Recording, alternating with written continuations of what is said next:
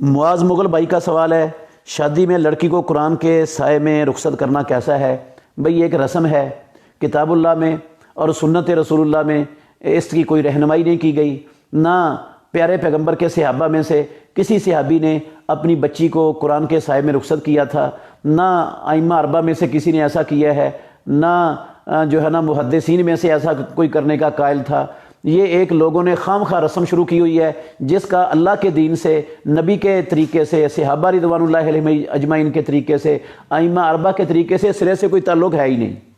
تو ایسی رسموں سے انسان کو گریز کرنا چاہیے۔ قرآن مجید اس لیے نہیں آیا کہ دلہن کو اس کا سایہ کر کے تو گھر سے نکالیں یا گھر کے اندر داخل کریں، قرآن اس لیے آیا ہے کہ اس کو پڑھیں، اس کو سمجھیں اور اس پر عمل کریں، تب فائدہ ہے قرآن مجید کو جو ہے نا وہ ماننے کا، کہ بندہ اس کو سمجھے اور اس پر عمل کرے اور اس کے مطابق زندگی بسر کرے۔ اگر وہ پڑھتا ہی نہیں ہے، سمجھتا ہی نہیں ہے، عمل ہی نہیں کرتا، تو جس طرح کا مرضی سایہ کر لیں،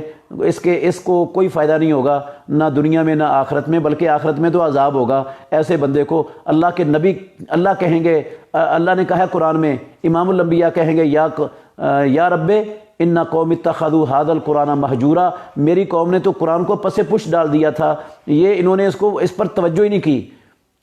اور قرآن میں اللہ نے لکھا ہے وَمَنْ أَعْرَضَ عَنْ ذِكْرِي فَإِنَّ لَهُ مَعِيشَةً ضَنْكًا وَنَحْشُرُهُ يَوْمَ الْقِيَامَةِ أَعْمَىٰ قَالَ رَبِّ لِمَ حَشَرْتَنِي أَعْمَىٰ وَقَدْ كُنْتُ بَصِيرًا قَالَ كَذَٰلِكَ أَتَتْكَ آيَاتُنَا فَنَسِيتَهَا وَكَذَٰلِكَ الْيَوْمَ تُنسَىٰ۔ یہ سلوک ہوگا جو قرآن کو نہ سمجھتا ہے اور نہ اس پر عمل کی کوشش کرتا ہے۔